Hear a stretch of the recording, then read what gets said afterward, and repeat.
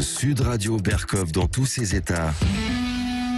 Le face-à-face. Et nous sommes avec Jacques Sapir jusqu'à 14h, avec vos appels aussi au 0826 300 300. Vous êtes de retour du séminaire franco-russe qui se tenait entre ce lundi et ce mercredi. Et vous décryptez donc cette crise actuelle. Bonjour Jacques Sapir. Bonjour. Alors, Jacques Sapir, d'abord, quand même une question. Je trouve, en ce moment, vous fréquentez des Russes ? Oui, toujours. Ah, toujours. oui.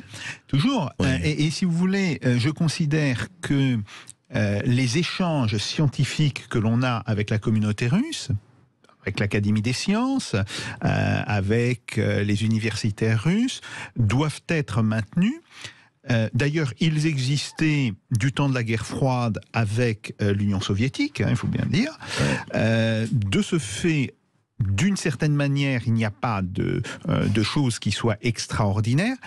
Et ce, d'autant plus parce que nous aurons besoin de cette communauté scientifique russe, comme cette communauté scientifique russe aura besoin de nous à terme. Donc c'est pour ça que je pense qu'il faut absolument maintenir les contacts. Alors justement, maintenez le contact. De toute façon, nous ne sommes pas en guerre avec la Russie. Il faut quand même le rappeler. En tout cas, même si nous avons nos avis et effectivement sur ce qui se passe actuellement en Ukraine. Mais parlons un peu économie, etc. Il y a une chose qui me frappe. Vous savez que Bruno Le Maire avait dit il y a encore quelques semaines, nous allons en terminer pratiquement avec l'économie russe. Où en est le rouble aujourd'hui par rapport à l'euro, Jacques Sapir ? Alors, grosso modo, le rouble doit se trouver à 55 roubles pour un euro. Il est à 50 roubles pour un dollar. Il était au milieu du mois de février dernier, donc avant le début du conflit en Ukraine, oui. Il était autour de 80 roubles pour un euro et de 75 roubles pour un dollar. Autrement dit, il s'est apprécié d'environ un tiers. Ah oui, ce qui est quand même pas négligeable. Alors, c'est pas négligeable. Il faut dire qu'il s'était beaucoup déprécié dans les 3 semaines qui avaient suivi le déclenchement des hostilités, que les mesures qui ont été prises par la Banque centrale de Russie et par le gouvernement russe ont contribué à arrêter cette chute, puis à inverser le mouvement et à faire que le rouble retrouve son niveau d'avant le conflit. Maintenant, il continue à s'apprécier. Et ça pose d'ailleurs, et c'est très intéressant, des problèmes à l'économie russe. Si vous voulez, d'une certaine manière, une très forte dépréciation, mais aussi une très forte appréciation ne sont pas souhaitables. Et là, très concrètement, qu'est-ce que ça veut dire ? C'est-à-dire que les entreprises russes qui gagnent de l'argent sur l'étranger, donc qui reçoivent en paiement des dollars et des euros, qui les transforment immédiatement en roubles, eh bien, comme le rouble s'est apprécié, elles ont moins de roubles qu'avant. Oui, elles ont le même, si vous voulez, le même montant en dollars ou en euros, des effets pervers. Mais elles ont évidemment moins. Et donc, elles payent moins d'impôts. Alors, oui, évidemment. On va en parler tout de suite après les informations. On va continuer. On aura 1 heure pour en parler et pour parler de la situation en France et de la situation internationale qui est fascinante et passionnante. Et vous n'avez pas tous les jours l'occasion de poser vos questions à un directeur d'études à l'école des hautes études en sciences sociales. Alors faites-le au 0826 300 300. Ici Sud Radio. Les Français parlent au français. Je n'aime pas la blanquette de veau. Je n'aime pas la blanquette de veau. Sud Radio Berkov dans tous ses états. Et nous sommes avec l'économiste Jacques Sapir, qui connaît beaucoup de choses, et notamment cette situation internationale qui, sur le plan économique, devient de plus en plus à la fois préoccupante et passionnante. Et vous avez fait un twist, ça c'est un peu, c'était les années 60 ça. Jacques Sapir, vous dites, la Russie et les BRICS développeraient un nouvel instrument de réserve potentiellement alternatif au SDR du Fonds monétaire international. Je rappelle que les BRICS, c'est Brésil, la Russie, l'Inde, la Chine et l'Afrique du Sud. C'est bien ça. Alors, de quoi s'agit-il ? Justement, parce qu'on parlait un peu peut-être prématurément de la dédollarisation du monde, mais là, on parle quand même d'une espèce de ligne de fracture qui est en train de se faire, apparemment. Oui, en fait, on parle de deux choses différentes. Une chose, c'est l'inquiétude qui s'exprime même maintenant au sein du Fonds monétaire international sur une crise du système monétaire international, autrement dit du système dollar dans lequel nous sommes depuis 1973. Et là, l'un des directeurs du Fonds monétaire international dit en fait, ce sont les mesures américaines et occidentales qui ont été prises, comme par exemple le gel des avoirs de la Banque centrale de Russie, qui vont inquiéter inquiéter les autres pays et qui risquent de pousser ces autres pays à sortir massivement du système dollar. En disant ce qu'ils ont fait aux Russes, ils peuvent nous voilà, le faire exactement. C'est ça. Donc ça, c'est un premier point.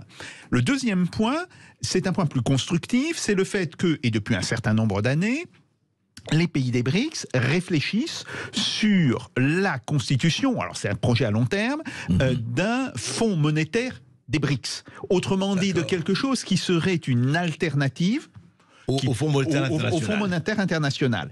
Et pour cela, il faut commencer à créer l'équivalent d'un instrument comme les droits de tirage spéciaux, en anglais les SDR, pour que les pays qui soient membres de ce système puissent emprunter à ce nouveau fonds.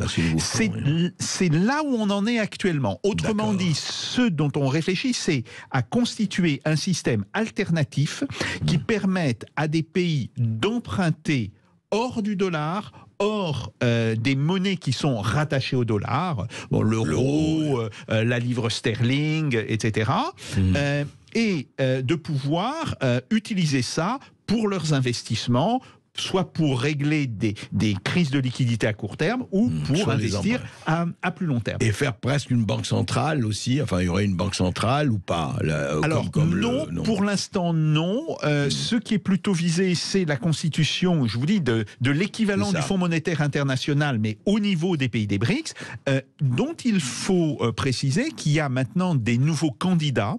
L'Argentine est candidat pour rejoindre les BRICS, l'Indonésie est candidat pour rejoindre les BRICS, et il ne serait pas étonnant que d'ici 1 an à 18 mois, on voit un certain nombre de pays rejoindre formellement ou informellement la structure des BRICS. Donc c'est la fin du monopole du dollar. C'est à terme la fin du monopole du dollar. Et là, je reviens, ce que craint le Fonds monétaire international, qui s'est exprimé par la voix d'un de ses directeurs, Pierre-Olivier Gourinchas, c'est vraiment que les mesures prises contre la Russie, en fait, aient des répercussions non prévues et inquiètent tellement les autres pays qui se disent nous allons sortir massivement du système. Et est-ce que, à votre avis, la guerre, enfin il faut bien l'appeler par son nom, ce qui se passe en Ukraine aujourd'hui avec la Russie, a accéléré le processus ? Ça l'a accéléré, ça ne l'a pas créé. C'est évident. C'est ça. C'est évident. En fait, ce qui a accéléré le processus, c'est surtout le processus des sanctions qui ont été prises. Mais on voit bien que les sanctions sont une réponse à la guerre. Donc, on peut dire effectivement que c'est la guerre qui a déclenché ce processus accélérateur. Alors, justement, de ce point de vue-là, on pourrait revenir un peu vous en avez parlé un peu, mais revenons à la situation française, que vous connaissez bien aussi. Donc, il y a encore quelque temps, notre ministre de l'économie et des finances nous disait mais tout va bien dans la meilleure du monde, circuler, rien à voir. Et d'ailleurs, à propos de la Russie, il disait nous allons mettre à bas, nous allons vraiment mettre à genoux, enfin l'économie russe. Oui, écoutez. Nous allons donc provoquer l'effondrement de l'économie russe. Voilà, il a même parlé d'effondrement de l'économie russe. Vous nous avez donné les prix du rouble en ce moment, en tout cas. C'est pas vraiment, ce n'est pas vraiment le mot qu'on pourrait employer aujourd'hui. Et le même Bruno Le Maire nous dit aujourd'hui, attention, sur l'emprunt et les dépenses, la cote d'alerte est atteinte sur les finances publiques. Alors, il disait le contraire, mais vous savez, vérité au-delà des élections, vérité en deçà des élections, on le sait, c'est pas nouveau. En fait, où en est, de ce point de vue-là, où en est la situation de la France ? D'abord, il faut dire que la situation économique de notre pays était en train de se dégrader au début de cette année. Fin de l'année dernière, début de cette année. Donc c'est antérieur en réalité à la guerre et on le voit sur les chiffres des résultats du premier trimestre. Bon, il y a un mois de guerre, mais 2 mois qui ne sont pas des mois, des mois de guerre, où en fait la croissance est à 0. Donc on voit bien que c'est quelque chose qui est antérieur à la guerre. Maintenant, ce qui est évident, c'est que la guerre, avec les sanctions, les contre-sanctions prises par les Russes, le fait que les Russes disent si vous refusez de payer en roubles, on ne vous livrera plus de gaz, bon, etc. Ni de pétrole, ou de pétrole. Oui. Bon, eh bien, ça va avoir un impact extrêmement important. Alors, il y a l'impact des prix. Mais là encore, il faut rappeler que la hausse des prix internationaux, elle est antérieure à la guerre. Mais évidemment, la guerre l'accélère. Et puis, il y a là un impact sur les processus industriels qui risquent d'être bloqués, ou en tous les cas d'être fortement ralentis, par les pénuries et par l'arrêt des livraisons d'énergie de la part de la Russie. Donc, la combinaison de ces deux phénomènes a d'ailleurs conduit la Banque de France à réviser à la baisse très largement ses projections pour le 2e semestre 2022 et pour l'année 2023. Le gouvernement vient, d'une certaine manière, d'en prendre acte, puisqu'il table désormais au niveau du budget sur une croissance de 2%. Ce qui est très en deçà des objectifs qu'il s'était fixés. Et l'INSEE, en fait, part sur plusieurs scénarios, mais l'un de ces scénarios tient compte d'une croissance qui serait nulle ou de l'ordre de 0,5% en 2022 et en 2023, nous serions en récession entre moins 5 et moins 2,5%. Ah oui, récession en 2023, absolument. On va continuer à parler, c'est tout à fait passionnant et préoccupant, bien sûr. On va continuer à parler tout de suite après cette petite pause. À tout de suite. Et vous continuez à mettre les points sur l'économie jusqu'à 14h avec nous au 0826 300 300. Vous nous appelez. Ici Sud Radio. Les Français parlent au français. Les carottes sont cuites. Les carottes sont cuites. Sud Radio Berkov dans tous ses états. Alors, une chose dont on était en train de parler avec Jacques Sapir, évidemment, économiste, grand économiste, de ce qui se passe, évidemment, suite aux sanctions. Et vous avez une sanction, d'ailleurs, c'est intéressant. Alors, je voudrais que vous réagissez. BFM TV nous disait le 26 juin dernier, donc hier, il y a 3 jours, Londres, Washington, Ottawa et Tokyo interdisent les importations d'or russe. Alors, ça veut dire quoi, ça? Bon, d'abord, il faut savoir que l'or est beaucoup utilisé dans l'industrie. En fait, l'utilisation industrielle, alors, il y a tout ce qui est la joaillerie, mais il y a l'industrie aussi qui utilise beaucoup l'or. Bon, ça, c'est un premier point. En fait, quand on regarde, on voit que cette décision ne touche que l'or nouvellement extrait. Ah oui, pas l'or déjà existant. Voilà, donc ce qui fait que la Russie pourrait continuer à exporter son or. Comment vous allez faire la distinction entre de l'or déjà existant et de l'or nouvellement extrait? Bon, par ailleurs, quand on sait comment fonctionne le marché de l'or, qui est un marché qui est aujourd'hui dominé très largement par des opérateurs asiatiques. Singapour, la Chine, bon, etc. Oui, qui a acheté énormément d'or. Voilà. Aussi, en fait. Et que ces opérateurs n'ont aucune envie et aucunement l'intention de collaborer avec les pays qui ont décidé cette mesure, on peut penser qu'on est purement dans la gesticulation politique. Alors revenons là où on n'est pas dans la gesticulation politique, Jacques Sapir, c'est les produits russes. Savoir, parce qu'il n'y a pas que... On parle beaucoup du gaz, encore du pétrole, mais tout le reste. Alors c'est quoi tout le reste? En fait, la Russie est une espèce de gigantesque hangar à produits, gardien de produits, magasin de produits énorme. Oui, tout à fait. Alors, en particulier pour les produits, pour les matières premières et pour des produits semi-finis. On parle beaucoup du pétrole, mais le gazole Autrement dit, un produit de raffinage est aussi très important. Pourquoi? Parce que nous n'avons pratiquement plus de raffineries en Europe. Nous les avons externalisées dans les autres pays. Ah oui, c'est polluant, on n'en veut pas. Voilà, la Russie est un très gros producteur et un très gros exportateur de gazole. Donc du gaz raffiné, du pétrole raffiné. Nous avons les engrais azotés. Vous savez qu'on a décidé d'arrêter ou de réduire considérablement l'utilisation des engrais phosphatés, parce qu'effectivement, il y a toute une série de conséquences écologiques. Bon. Donc les engrais azotés, ils sont faits par la Russie. En fait, il y avait 2 pays qui étaient de gros producteurs, l'Ukraine et la Russie. Bon, l'Ukraine, on n'en parle plus, parce que là, les capacités sont détruites, mais la Russie reste un très gros producteur. Qu'est-ce qu'on fait? D'ailleurs, les États-Unis décident de ne plus acheter de pétrole russe, mais continuent d'acheter des engrais russes. D'accord. Donc, là, alors on parle. Alors on parle. Actuellement, les États-Unis, et ils ont dit d'ailleurs qu'ils ne pouvaient pas se passer des engrais russes. Oui, donc comme ils ne peuvent pas s'en passer pour leur agriculture, ils continuent d'en acheter. Donc voilà. Après, nous avons toute une série de métaux. Le nickel, l'aluminium. Nickel qui est nécessaire aux voitures électriques. Oui, tout à fait. Par exemple, le nickel, l'aluminium, l'argent. Nous avons, alors c'est des choses qui sont très peu connues. Nous avons les gaz inertes qui sont utilisés dans la fabrication des microprocesseurs. L'argon, le néon, etc. Bon, ces gaz sont très largement fournis par la Russie. La Russie n'est pas le seul fournisseur, mais elle est un fournisseur important. Mais vous direz à quoi? 50% ça dépend des gaz, mais c'est entre 30 et 50%, effectivement. Et donc là, alors, il y a des pays qui commencent à dire, bon d'accord, on va appliquer l'embargo, on va plus vendre de microprocesseurs à la Russie. Ils se sont rendus compte et ils disent, ah oui, mais si les Russes ne nous livrent plus de gaz, on ne peut plus produire de microprocesseurs. Donc, ils sont rentrés dans des négociations avec la Russie pour dire, vous continuez à nous livrer ces gaz inertes, et nous, on va continuer à vous livrer des microprocesseurs. Donc, voilà. Il y a tout cela. Alors, il y a aussi le bois. Ikea a décidé d'arrêter ses achats de bois russe.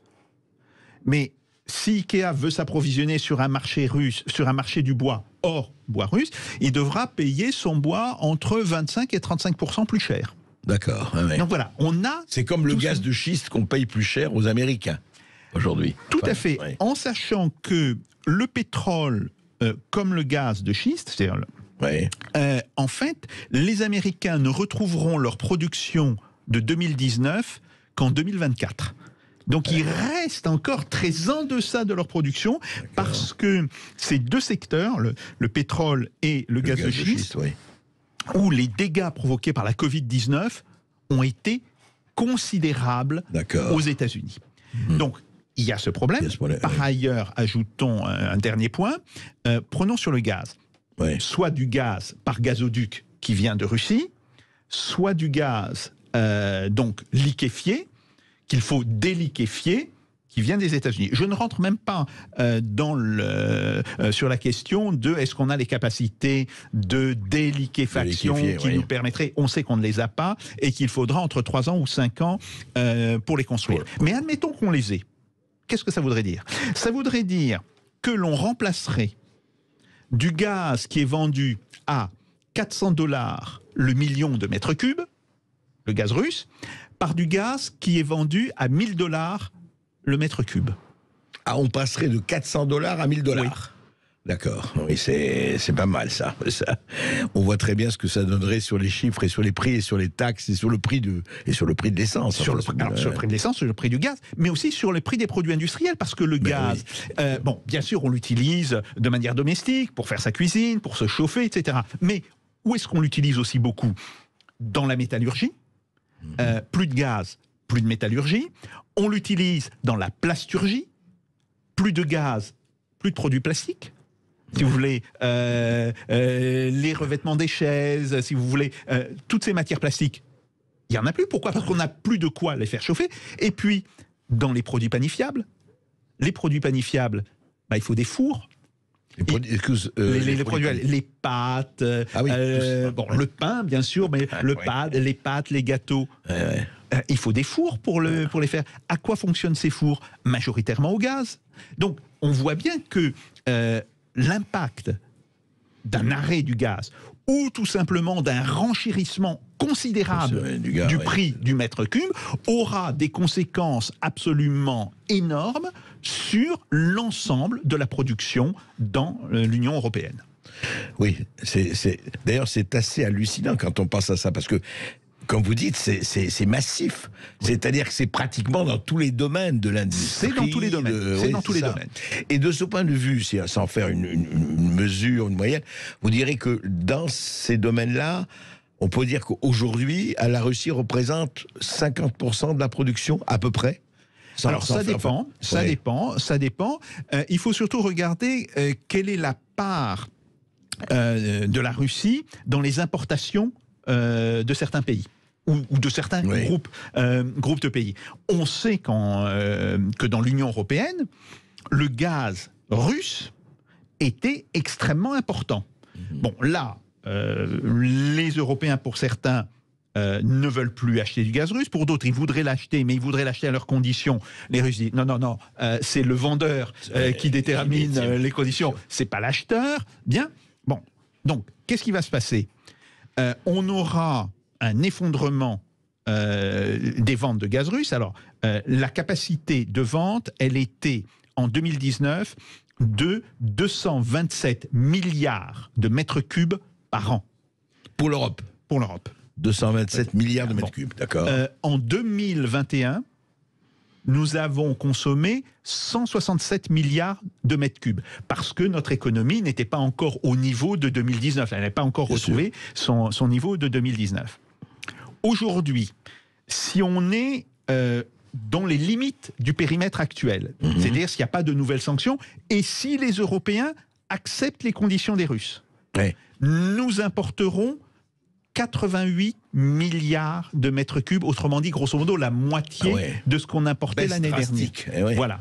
Et si on refuse les conditions proposées par les Russes, où on met d'autres sanctions, on pourrait tomber à 22-25 milliards de mètres cubes par rapport aux 167 milliards de mètres cubes l'année dernière. Et qui ne sont pas trouvables ailleurs. Enfin, et qui ne sont pas, pour l'instant, trouvables ailleurs. Bien sûr qu'on peut, en théorie, compenser le gaz russe par du gaz liquide, du gaz liquéfié. Je dis tout de suite, les gisements de Norvège et les gisements des Pays-Bas, Groningue, sont en bout de cycle. Donc on ne peut pas...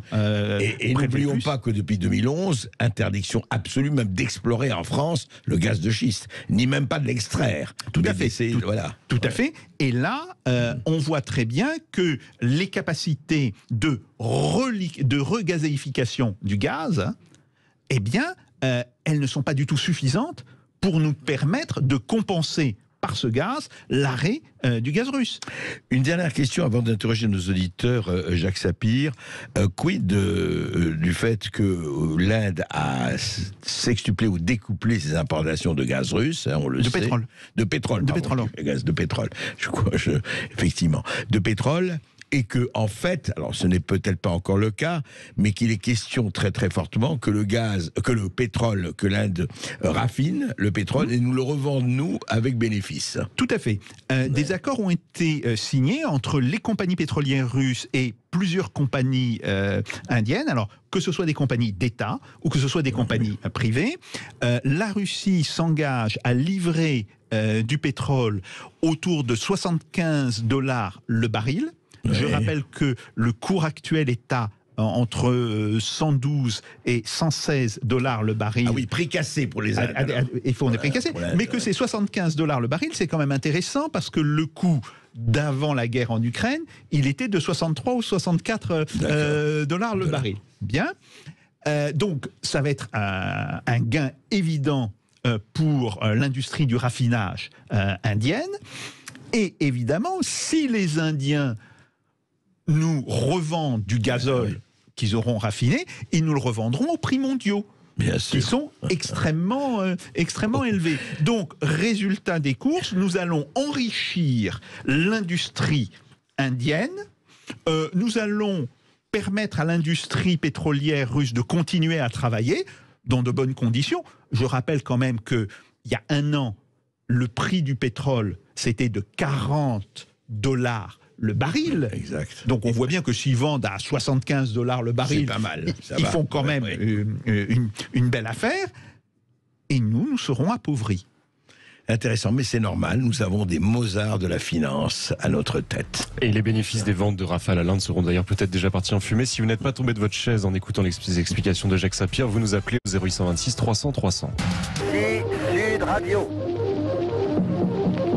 Les Français parlent au français. Je n'aime pas la blanquette de veau. Je n'aime pas la blanquette de veau. Sud Radio Berkov dans tous ses états. Et jusqu'à 14h, vos appels au 0826 300 300. Et nous sommes avec Tony qui nous appelle de Bordeaux. Bonjour Tony. Bonjour Tony. Bonjour messieurs. On vous écoute, Tony. Ben écoutez, je vous appelle parce que j'adore écouter votre émission, surtout quand des économistes passent, tels que aussi Monsieur Gave. Et j'aimerais savoir si Monsieur Sapir est sur la même longueur d'onde, qui nous explique que, bon, bien sûr, l'inflation, c'est surtout la hausse des prix, mais c'est surtout la valeur de la monnaie qui baisse, la valeur du papier, parce qu'on a tellement imprimé que maintenant, ça vaut pas plus cher que du PQ. Et en fait, moi, ce que j'aimerais savoir et qu'on me le dise, c'est que est-ce que nos dirigeants sont des traîtres? Voilà, tout simplement. Est-ce qu'ils sont en train de nous rincer pour rembourser la dette, parce qu'ils en ont rien à foutre de nous, parce que nous, on est obligés, pris à la gorge, d'aller travailler pour rembourser nos dettes.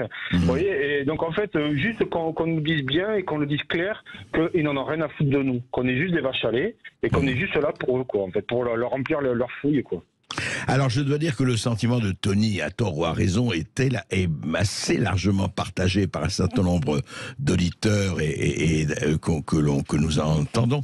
Jacques Sapir, effectivement, position, on en parlait hors antenne, très étonnante quand même des gouvernants, quels qu'ils soient d'ailleurs. Oui, tout à fait.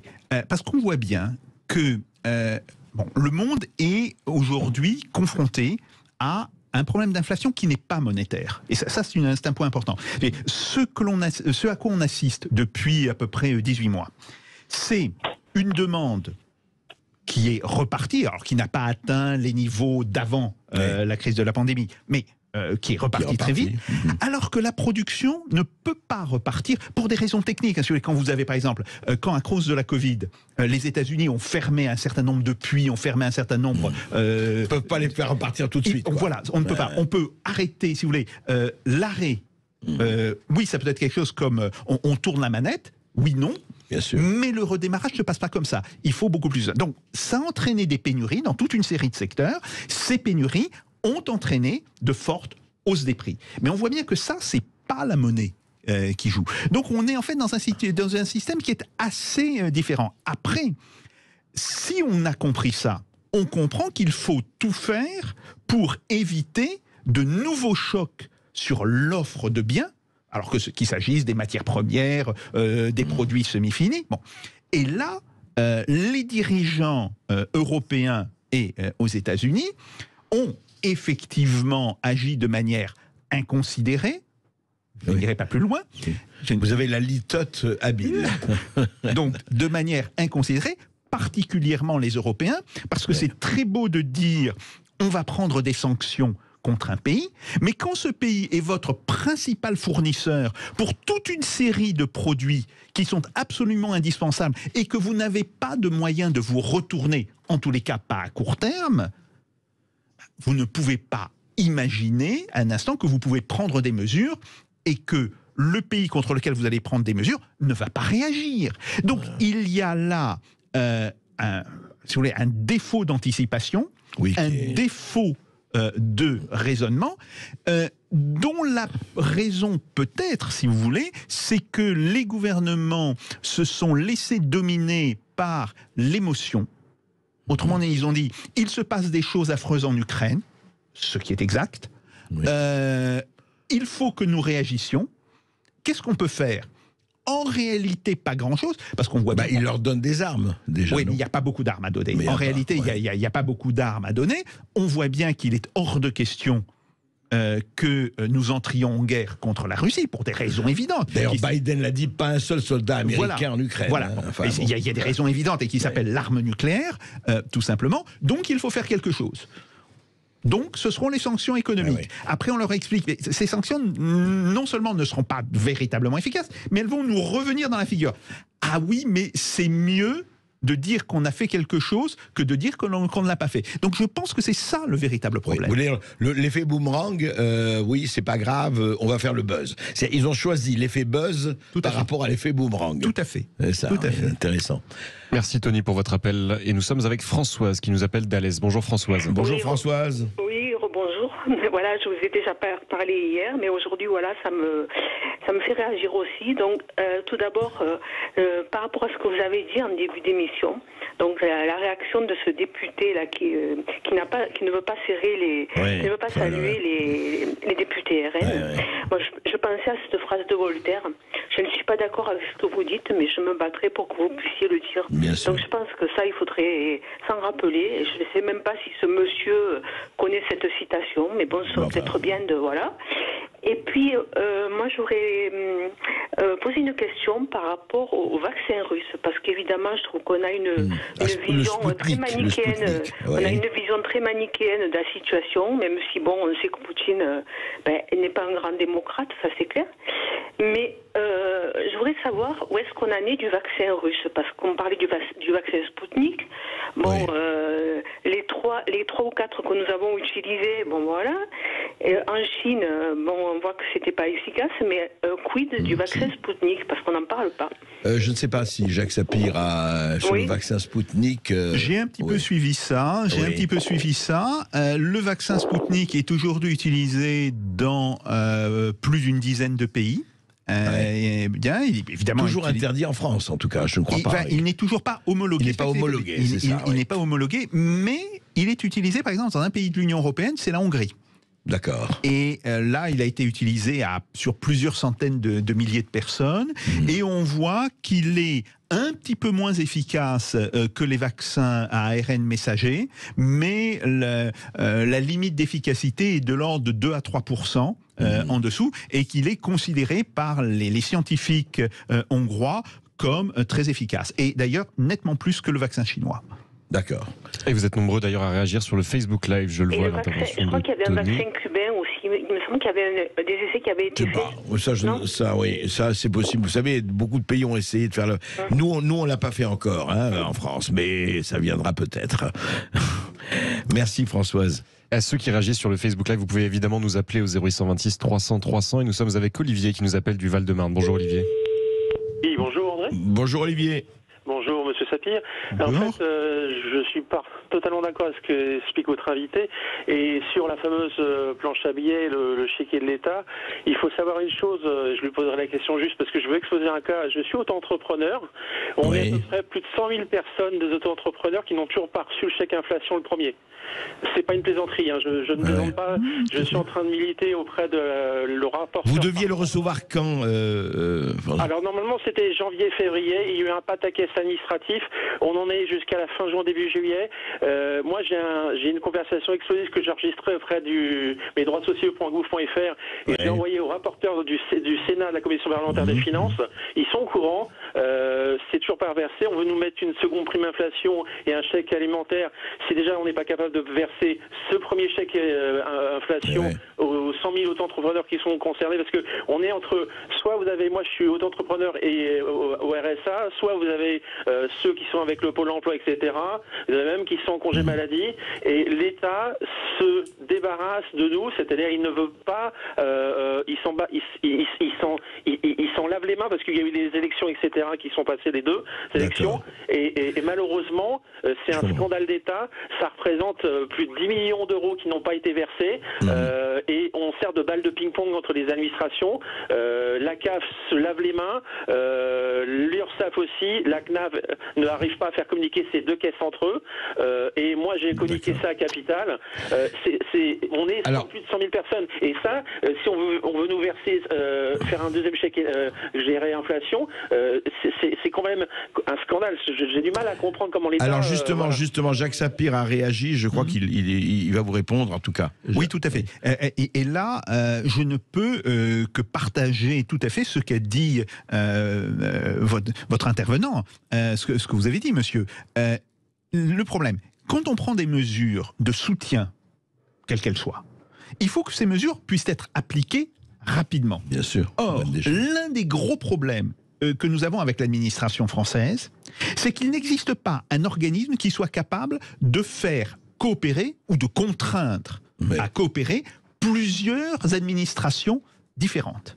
Et ça, effectivement, nous avons ce problème sur ce premier chèque. Oui, je sais parfaitement, et c'est connu, si vous voulez, dans les milieux économiques et chez les gens de Bercy, ils vous le disent. Ils disent oui, comment il se fait, parce que c'est pas nouveau, ces situations-là. Si vous voulez, le problème, c'est que vous avez plusieurs administrations qui ne sont pas coordonnées. Qui ne sont pas coordonnées. Et vous n'avez pas de structure de coordination. Mais comment ça se fait? C'est hallucinant qu'on n'ait pas créé une structure. Enfin, je ne sais pas, ça paraît... Mais c'est intéressant, en vous écoutant, un certain nombre d'interlocuteurs, on dit, mais écoutez, ça vient de source, ça n'a pas besoin d'avoir fait Polytechnique ou Centrale ou tout ça pour... Mais là, si vous voulez, c'est toujours le même problème. Ce sont des organisations ou ce sont des administrations qui traitent des populations ou des problèmes différents. Oui. Alors, oui, il aurait fallu, dès le départ, par exemple, quand le président Emmanuel Macron avait fait son fameux discours sur le « quoi qu'il en coûte », administrativement, il aurait fallu nommer un responsable avec toute autorité pour obliger les responsables des diverses administrations de se réunir de manière régulière et à coopérer ensemble. Mais d'une certaine manière, il y avait un organisme, autrefois, qui faisait ça. C'était le plan. L'une des fonctions du plan, dans les années 50 et dans les années 60, c'était de réunir la totalité des acteurs administratifs autour d'une table, sur un sujet donné, et de leur dire, messieurs, parce qu'à l'époque, malheureusement, il y avait très peu de femmes parmi les responsables, de leur dire, messieurs, entendez-vous et avancez. Voilà ce qu'il faut faire, et maintenant vous vous mettez d'accord. Parce que c'est vrai qu'on lui dit, voilà, ils vont avoir un chèque auto-entrepreneur, et puis voilà. Et tout à fait. Et il attend. Et c'est effectivement scandaleux. Ça je partage complètement l'indignation de votre auditeur. Il faudrait retrouver peut-être cette ardente obligation dont on parlait à l'époque. Absolument. Et c'est l'occasion aussi de rappeler votre livre, Le Grand Retour de la planification, pour lequel nous vous avions reçu il y a quelques mois. Vos appels au 0826 300 300 jusqu'à 14h. Ici Sud Radio. Les Français parlent au français. Les carottes sont cuites. Les carottes sont cuites. Sud Radio Berkov dans tous ses états. Et direction la belle cité de Carcassonne avec Tom. Bonjour Tom. Bonjour Tom.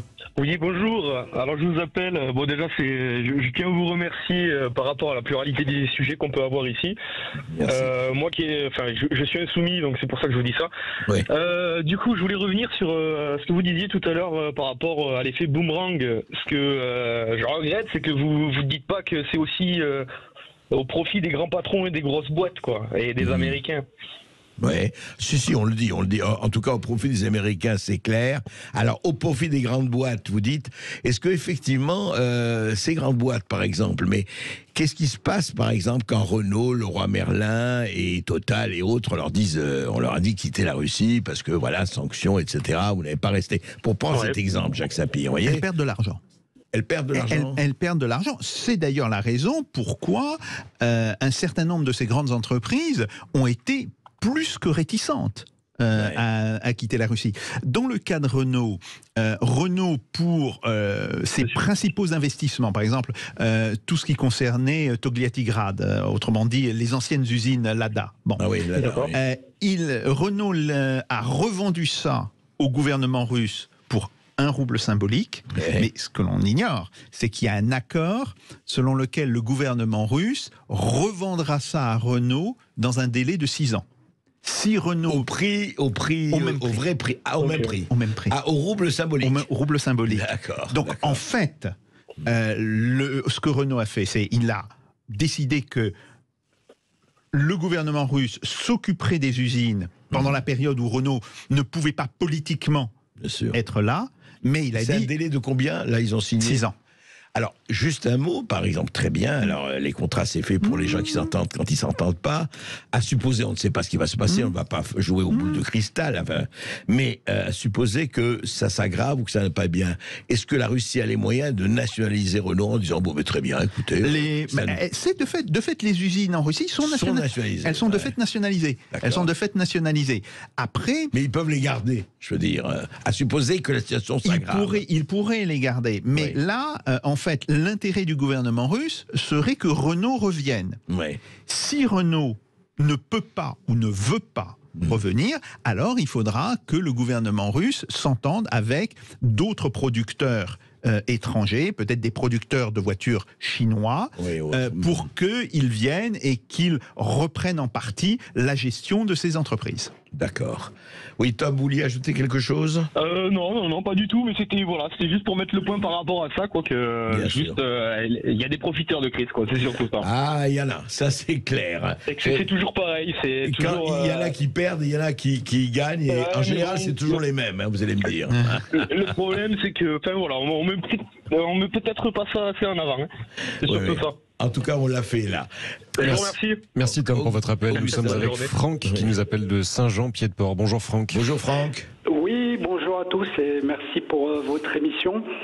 Moi, je voulais réagir par rapport à nos dirigeants et leurs compétences ou leur incompétence supposée. Moi, je pense que ce sont des gens qui sont très compétents et qui connaissaient très bien les tenants et les aboutissants et ce qui allait arriver avec les sanctions.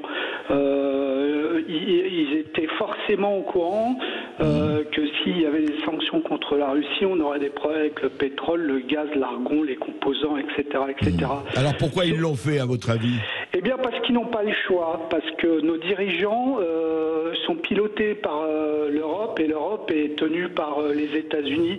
Et la politique des États-Unis, comme le démontrent des ouvrages comme Les 100 prochaines années de George Friedman ou Le Grand Échiquier, c'est de détruire les relations entre l'Europe et la Russie et entre la Russie et la Chine. Parce qu'il ne faut pas que ce méga-continent devienne prépondérant et important économiquement. Il ne faut pas que ce continent-là soit un danger pour le dollar.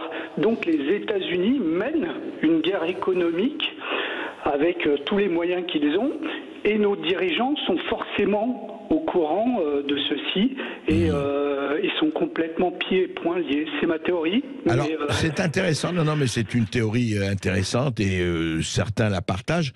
Est-ce qu'en fait, Jacques Sapir, on ne va pas, ce que dit, alors, effectivement, on voit très très très bien les conflits d'intérêts qui sont là, qui sont au niveau planétaire. Est-ce qu'en fait, par rapport à ce que vous disiez, par rapport, vous savez, aux BRICS, etc., n'est pas en train de se constituer une espèce d'Eurasie, ou la tentation de l'Eurasie, comme c'est la tentation de l'Occident ?